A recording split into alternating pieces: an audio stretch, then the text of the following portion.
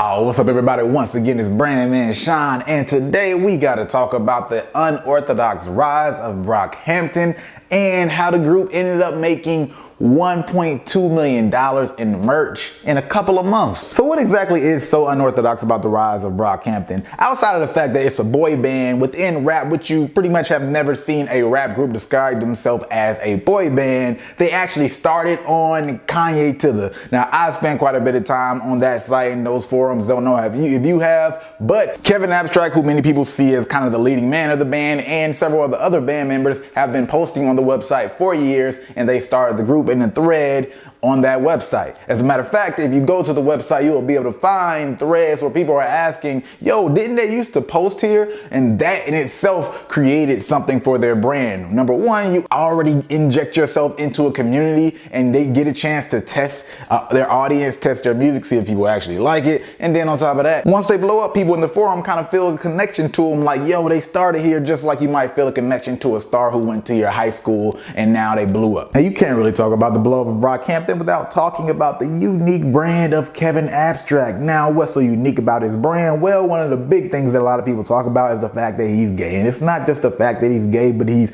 openly gay. And how openly gay is he? Well, he's get his dick sucked by a football player in a music video gay. There is some shock value that comes into play when thinking about how Kevin Abstract puts his sexuality on Front Street, but it's not just that. What's bigger than that is the fact that he's actually dope, and that's why people care so much in the first place.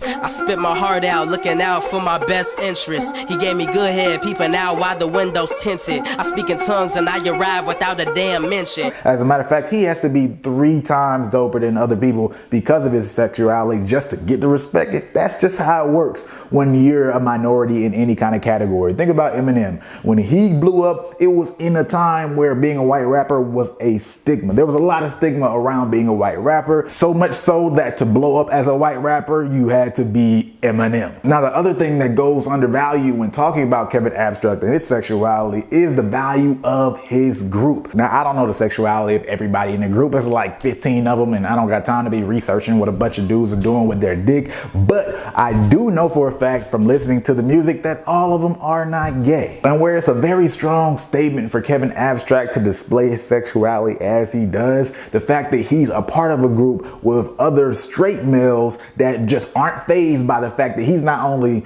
openly gay, but he's pushing it to the limit and really shocking people with some of the ways he displays this, actually is even stronger by saying, yeah, so what, he's gay. It's not really a big deal because they're not making a big deal out of it. They're in the group, and that makes them more digestible in some ways for some crowds because, hey, let's be real, there's probably some people where Kevin's their favorite, but they're not gonna say that openly, so they're just down low Kevin fans. And obviously another big part of their blow up is saturation 1, 2, 3. And what's really great about the concept is we're in an age where high volume releases is a thing. I don't understand why there's still artists who are like, man, am I releasing too much music? It's hard to release too much music when people got other decisions that they can make. If they want to turn you off, they just, you know, go to somebody else and then come back. But what makes the way they did the high volume strategy so dope is the fact that they actually owned it and turned it into a concept. Saturation, because you're saturating this market with content, ideas, so many ways you can flip that, but they're giving you a lot, and they told you that they were going to give you a lot. Now, if you've seen my video 5 reasons to drop a lot of projects, you'll understand the value of dropping a full project instead of just a single. And then you've seen my other video 5 reasons to drop a lot of music,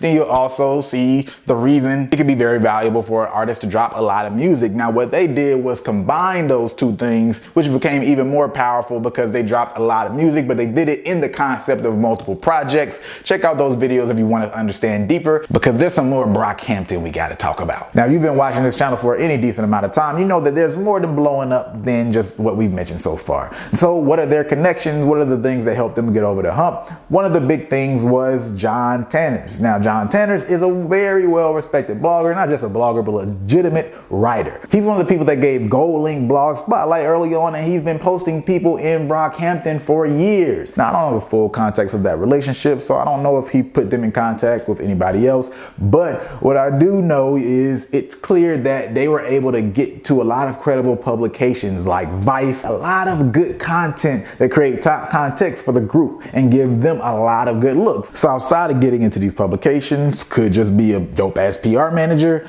Jaden Smith and Tyler the Creator actually showed up to Kevin Abstract's mixtape release party. I don't really care how the connection's there, that's not what I do, but it is worth noting because it shows that they were able to figure out ways to get their music to relevant people. And with all this and all the things that are mentioned, they were building a brand, and they built a very strong brand, which leads to that $1.2 million in merch in 2 months. Now, I gotta say that $1.2 million number is not something you're gonna find anywhere that I know of right now. I got it from an anonymous source, and trust me, it is credible. Just can't say because, you know, that's what anonymous means. After Saturation 1, Saturation 2, and letting people know that Saturation 3 is coming, they let you know that they also got a box set of 1, 2, and of course 3 with some extra tidbits in there, dropping just in time for Christmas. And when you went to go buy the box set, there were also some upsells as well, which meant when I'm about to buy this box set, it also said, yo, you want this hoodie? They gave them some more value and people spent some more money. And when you look at how they branded themselves with such a very strong concrete vision, that's why I don't want people to undermine what it took to do what they did. They had multiple people. To have that many people move in alignment, and the fact that they were posting for years, this isn't just a blow up overnight story like a lot of people like to say, hey, they had connections, they blew up. They had a very strong vision that you can't ignore when you look at the aesthetic, getting this many people in line and then branding themselves and hitting a very specific audience and type of individual that they were representing. They found their pocket and built a legitimate fan base. Saturation 1 and 2 was basically them marketing themselves. Like I always say, music today is the marketing. And then before the third one came out, they already had a hype machine built. They let you know that you could get 3. They trolled that it was gonna be their last studio album, and then provided this box set, this nice little box set to commemorate this whole series. They created demand with their music, and then they fed the beast with something that their fans would see of value and worth purchasing. That's exactly what every artist should be trying to do in today's music environment. But anyway, I could go on for days. There were actually a lot of semi-topics that I wanted to go deeper into with this video, but it was gonna be too long, at least for my taste.